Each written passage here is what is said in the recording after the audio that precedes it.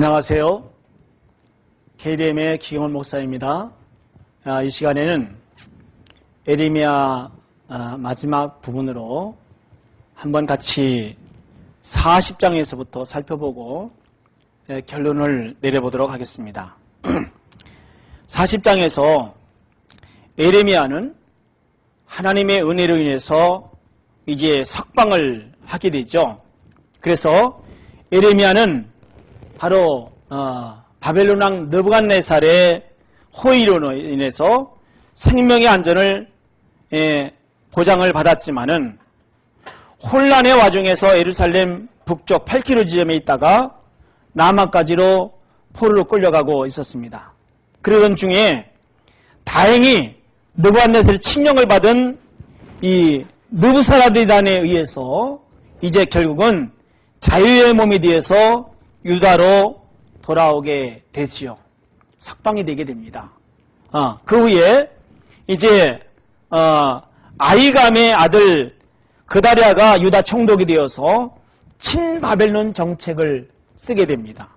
그리고 경제부흥 정책을 실시했으므로 유다의 정세가 차츰 안정되어 가게 되었습니다. 이런 상황 가운데서 이제 석방된 에레미야는 거기서 이제 또 자유롭게 예언자의 생활을 하게 되는 것을 볼 수가 있습니다. 그런데 이때 왕족 이스마엘의 그다랴에 대한 불만과 암살을 계획하는 이런 모습 속에서 정적인 상황 속에서 에레미야는 또 이제 예언을 하게 되죠. 41장으로 넘어가게 됩니다. 그러면 이 왕족 이스마엘의 반역과 그다랴의 살해, 그래서 유다는 하나님의 뜻을 무시한 이 반역과 도주로 인해서 마지막 희생의 기회를 상실한 채 포로로 귀환 때까지 70년 동안 황무지 상태로 버려지고 말았습니다. 그런데 이스라엘 이런 반역으로 인해서 하나님은 또 그의 역사를 이뤄가는 것을 여기서 볼 수가 있지요. 자, 그러면 이런 부분들은 이제 중요한 사건이라기보다는 이제 그런 시대적 사건임으로써 넘어가고 42장에 가서 백성들의 애굽 이주와 하나님의 경고가 나타납니다. 자, 우리가 예제까지 보았습니다는 에레미야가 가장 강력하게 선포하는 건 뭐냐면 애굽과 친해지지 마라. 그리고 애굽으로 절대로 내려가지 마라. 이렇게 여전히 하나님의 경고의 말씀을 전하고 있습니다. 그런데 결국은 이들의 이 에레미야 말을 듣지 아니하고요. 애굽으로 내려가면서 에레미야까지 같이 잡아가지고 끌고 가요. 참 하나님의 말씀에 지극히도 불순종하는 이런 모습들을 보게 됩니다. 자, 그래서 하나님의 말씀에 순종해서 애굽으로 가지 않고 그냥 유다에 머물 경우에는 이제 하나님께서 어떻게 할 것인가 하는 것을 이야기하고 있어요. 43장으로 보면은 백성들의 반응과 애굽으로 끌려간 에레미야가 어떤 상황 속에 있는지를 잠깐 언급하고 있습니다. 그러니까 에레미야는 어디를 가든지 하나님의 선지자입니다. 그래서 에레미야는 애굽에 가서도 생동함 있는 상징적 행위를 통해서 애굽이 바벨론에 의해서 결국은 멸망할 것을 예언하고 있어요. 그래서 애굽으로 피신한 자들에게 임할 심판도 역시 하나님이 재앙으로 그들을 내리실 것을 선언하고 있습니다. 그러니까 결국은 뭐냐면 하나님의 뜻은 절대로 사람을 의지하거나 이방 나라를 의지해서 구원을 받기를 원하지 말라는 거예요. 오직 구원자는 여호와 하나님이시니까 하나님을 의지하고 신뢰하라고 그렇게 선하고 있는데도 끝내 이들은 멸망의 길을 걷고 있는 것을 볼 수가 있습니다. 자, 44장으로 넘어가서 애굽에서 유다인들에 대한 예언은 어떻습니까? 이들은 점차적으로 애굽에 내려가서 어떻게 되겠어요? 애굽의 이방 풍습에 동요돼 가지고 그들의 생활 방식을 따르고 우상 숭배에 깊이 빠져들게 되죠. 이미 하나님이 그것을 알고 애굽으로 내려가지 말라고 그렇게 예언을 했던 것입니다. 자, 그래서 이제 에레미야는 이전 예루살렘의 멸망 원인을 상기시키면서 바로 심판의 필연성을 강조할 수밖에 없게 되었습니다. 그래서 유대인들은 우상 숭배가 더욱 풍요로워서 행복을 가져온다고 오히려 역설하고 있는 거예요. 참 답답한 일 아니에요? 네. 사람에게 생사화복을 주관하시는 하나님인데 애굽의 풍요신을 따른다고 해서 그들이 풍성할 것이라고 하는 착각을 하고 있는 것입니다. 예. 그래서 이제 최후의 경고로 이들은 바로 바벨론에 의해서 멸망할 것이다 라고 하는 것을 선포하고 있습니다. 45장에 넘어가면 바룩에 관한 메시지가 또 있지요. 그래서 바룩은 성전 출입을 이제 금지령을 받은 에레미야를 대신해서 성전에 올라가서 바룩은 또 에레미야를 대신해 가지고 이제 유다에 임할 징계를 선포하게 되고요. 에레미야의 메시지는 바룩에 의해서 다시 기록되어지고 선포되어지는 것을 볼 수가 있어요. 그러니까 이 이스라엘 백성들이 얼마나 악하냐면요. 에레미야가 쓴 두루마리를 불태워버리고요. 이렇게 악한 짓을 합니다. 그러나 하나님은 바룩을 통해서 다시 그 말씀을 기록하게 하시고 보존케 하시는 모습을 볼 수가 있습니다. 여러분, 이제까지도 역사는 하나님을 믿는 자들을 핍박하고 하나님의 말씀을 불태워서 없애라고는 끊임없는 악한 세력들의 역사가 있었습니다. 그러나 보세요. 지금 우리가 알다시피 하나님의 말씀인 성경은 세계의 베스트셀러가 돼가지고 세계 모든 나라뿐이 아니라 모든 민족 족속의 언어로 번역이 되고 가장 많이 읽혀지고, 예. 그리고 지금도 하나님의 말씀을 읽는 자들, 듣는 자들, 그들에게 구원의 복이 이루어지고 있는 것을 볼 수가 있습니다. 사랑하는 여러분, 그렇습니다.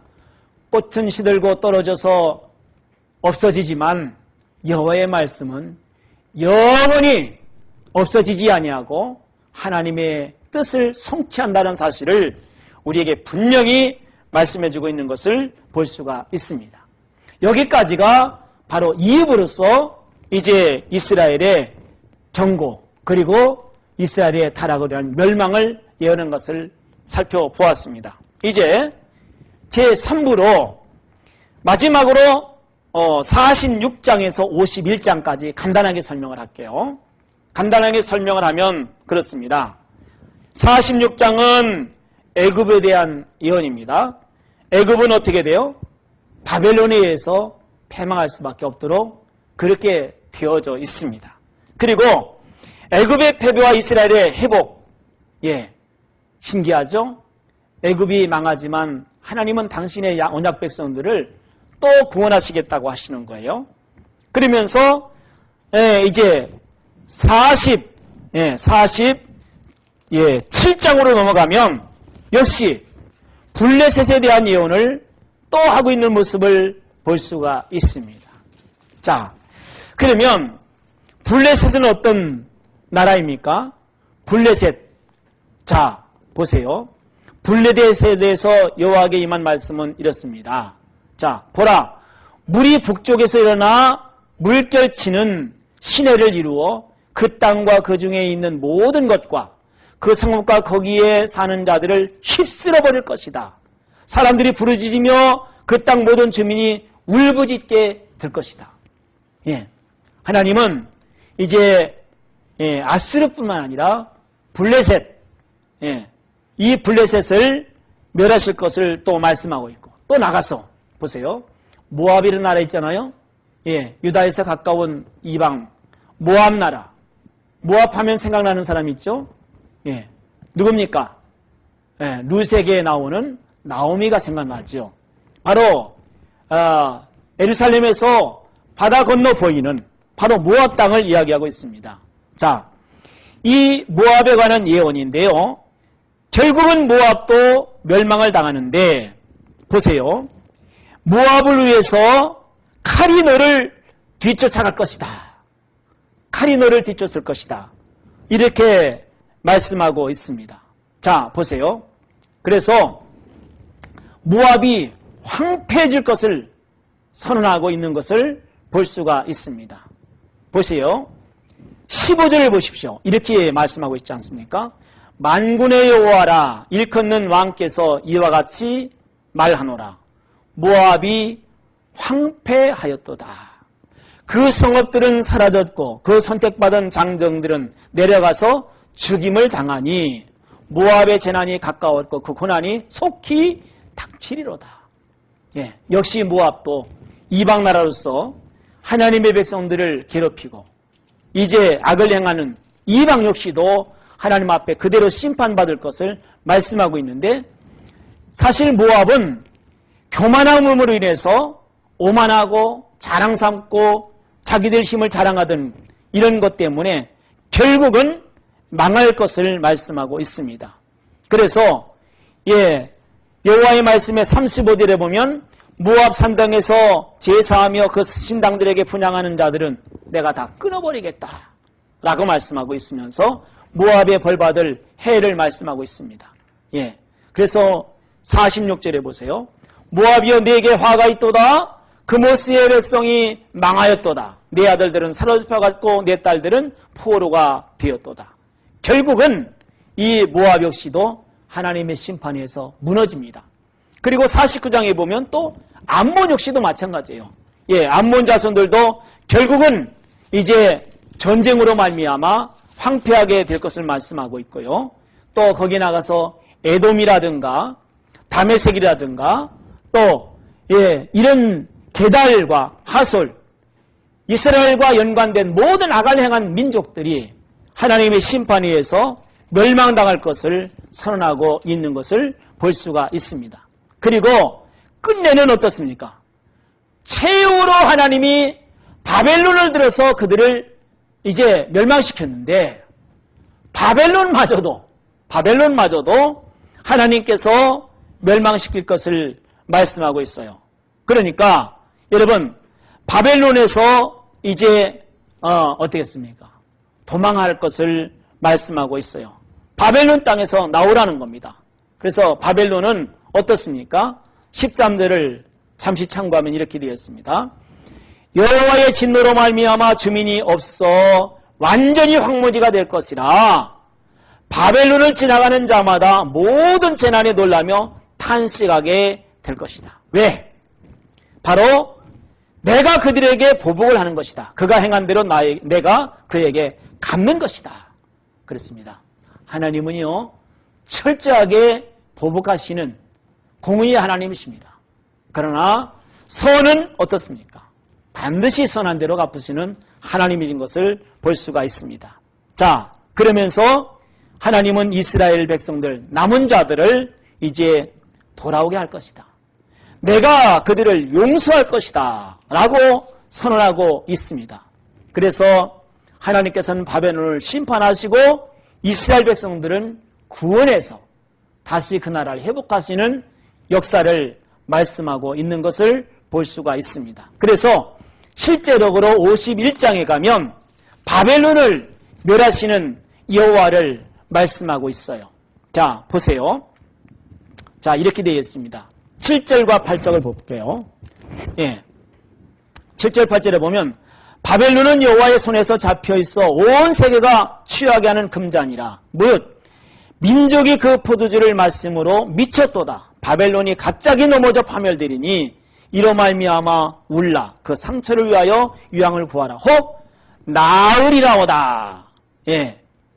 여러분 이들에게는 반드시 하나님이 바벨을 멸하시기로 뜻하셨기 때문에 하나님의 보복에 의해서 악을 향한 바벨론마저도 이제 멸망할 것을 말씀하고 있습니다. 그래서 이런 것들을 보면서 이제 여호와를 찬양하는 찬양시를 부르짖고 우상들은 헛것이고 오직 하나님만이 우리를 지으신 분이고 우리는 그의 소유된 백성이라고 하는 것을 고백하면서 하나님을 찬양하고 있는 것을 보게 됩니다. 그래서 결국은 바벨론은 하나님의 심판에서 황무지가 될 것을 선언하고 있는 것이 바로 51장이라고 하는 사실입니다. 그리고 이제 마지막으로 52장은 제4부로서 이제 제4부로서 역사적인 보충 자료로 간단하게 언급받는 것이 52장이라고 볼 수가 있는데요. 여기서는 실제로 히스기야 왕이 이제 예언대로 포로가 되어져 가게 되고요. 또 예루살렘과 유다가 백성들이 포로가 되어서 그 예언대로 다 성취되는 모습을 볼 수가 있습니다. 그래서 결국은 유다는 예언대로 586년에 무너지고 말아요.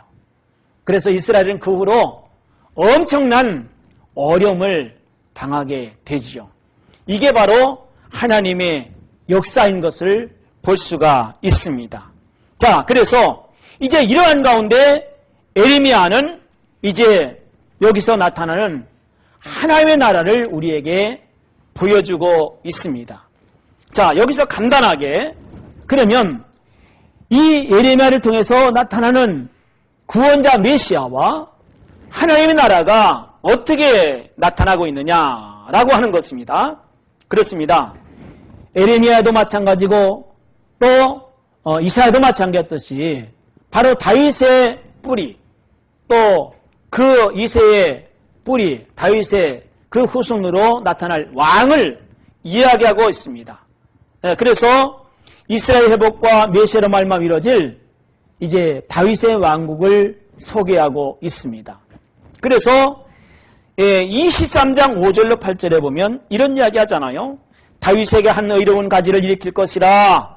그가 왕이 되어서 지롭게 행사하며 세상에서 공평과 정의를 행할 것이며 라고 말씀하고 있죠. 여러분 이사야서 9장 7절 말씀이 생각나시죠? 바로 다윗 위에 앉아서 공평과 정의로 그 나라를 영원히 보존하실 바로 예수 그리스도의 나라를 말씀하고 있습니다. 그래서 여러분 30장 8절로 11절에도 이렇게 말씀하고 있죠. 내가 너희를 위하여 일으킬 너희 왕 다윗을 섬기리라. 다윗은 실제적으로는 역사적으로 이미 지나고 또 지난 그들의 조상입니다. 그런데 다윗을 섬기리라. 바로 누구를 이야기하는 겁니까? 바로 하나님의 아들 다윗의 후손 예수 그리스도가 왕으로 통치하실 것을 말씀하고 있는 겁니다. 그러면 이 예수님이 다스리는 나라 다윗의 왕국 바로 이런 나라는 어떤 나라가 될 것이냐라고 하는 것입니다. 보세요.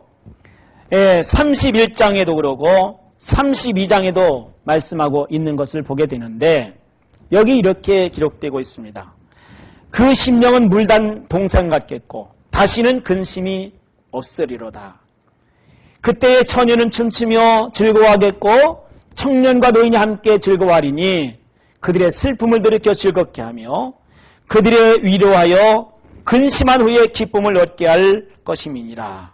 여러분 보세요.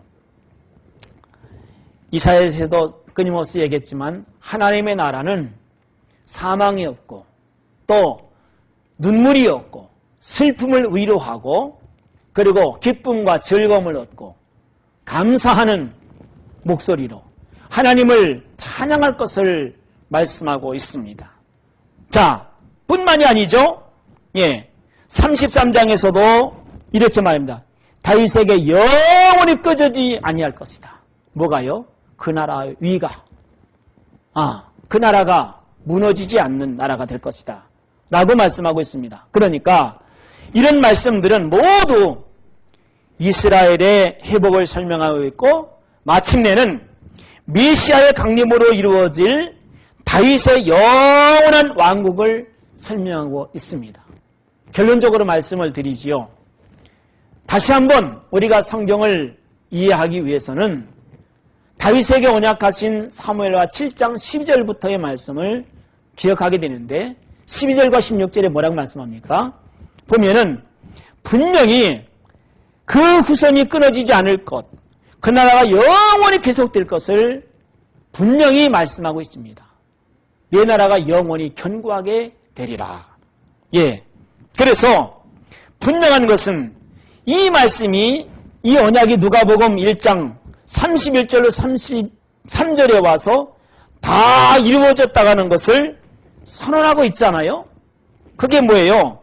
바로 예수 그리스도 마리아가 낳을 그는 다윗의 왕위에 앉아서 영원토록 야곱 집에서 왕노릇 하실 뿐이다 라고 선언하고 있는 것을 우리는 볼 수가 있습니다.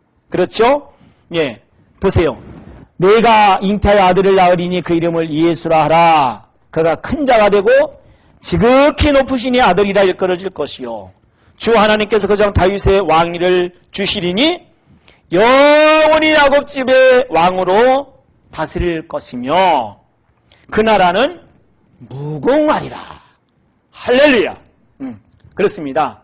이제 그 아들, 선지자의 예언한 그 아들 다윗의 씨, 바로 예수 그리스도라고 하는 것을 확인시켜주는 말씀이라고 할 수가 있습니다. 자, 이제 보십시오. 분명히 예수님은 요한복음 16장 14절 15절에서도 오병이어의 기적을 체험한 사람들이 예수님을 모셔다 놓고 억지로 왕을 삼으려고 했습니다. 그러나 예수님은 그 자리를 피해서 산으로 올라가 버리셨어요. 그리고 또 이제 예수님이 잡혀가서 어제 심판을 받을 때도 누가 묻습니까? 그 총독이 뭐라고 말해요? 내가 유대인의 왕이냐? 그럴 때 예수님이 말씀하시죠. 그래, 내 입으로 내가 말하였다. 그러면서 하지만 내 나라는 여기에 속한 것이 아니라, 만약에 내 나라가 여기에 속한 것이라면 나의 제자들이나 나를 따는 많은 무리들이 내가 잡혀서 지금 여기에 있도록 심판받는 데까지 오지 않았을 것이다. 그러니 내 나라는 여기에 속한 것이 아니니라. 이렇게 말씀을 하셨습니다. 자, 그렇다면 다윗에게 약속한 이 나라, 예수 그리스도를 통해서 이루어질 이 나라, 영원한 나라, 그리스도의 나라는 바로 어디 있는 것입니까? 예수님 말씀하신 대로 이 땅에 있는 것이 아니고 우리가 이제 살펴봤던 아브라함이 보았고 또 야곱이 보았고 또 이사야, 에스겔, 다니엘, 또 베드로, 그리고 사도 바울, 요한이 보았던 그런 영원한 나라는 바로 하늘의 보좌를 세우고, 바울이 보았던 고린도후서 이제 12장에서 바울은 셋째 하늘에 있는 하나님의 나라를 보았지 않습니까?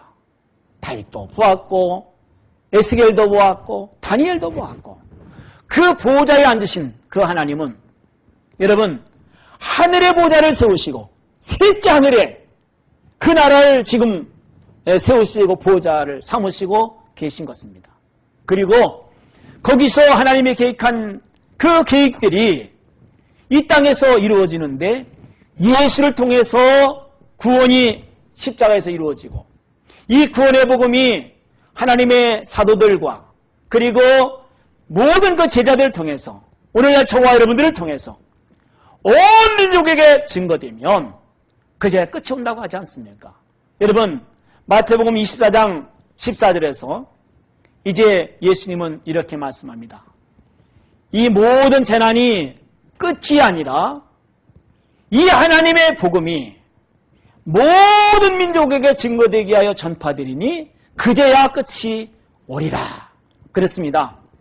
이제 우리는 이런 시대를 살면서 이 시대적인 상황을 잘 성경을 통해서 볼 수 있는 안목을 가지고 이 정치라든가 세계 역사라든가 오늘 지구의 환경의 변화라든가 이런 것들을 잘 성찰하고 분별해서 정말 하나님의 나라가 가까움을 가까이 보고, 그래서 베드로는 이렇게 말하지 않습니까? 그날에 가까웠다. 그러니 이 마지막 때 우리는 어떤 사람이 되겠느냐? 경건함으로 거룩함으로 그날을 사모하고 기다리는 것입니다.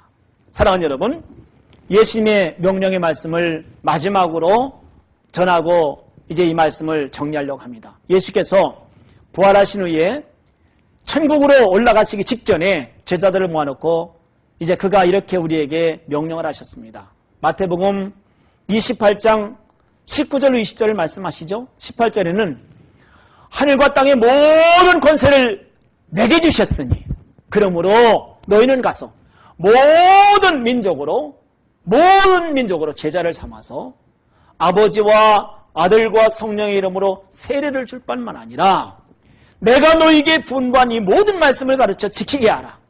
그러면서 우리에게 보장을 해주시는 게 뭡니까? 내가 세상 끝날까지 너희와 항상 함께 있으리라. 아멘. 감사합니다.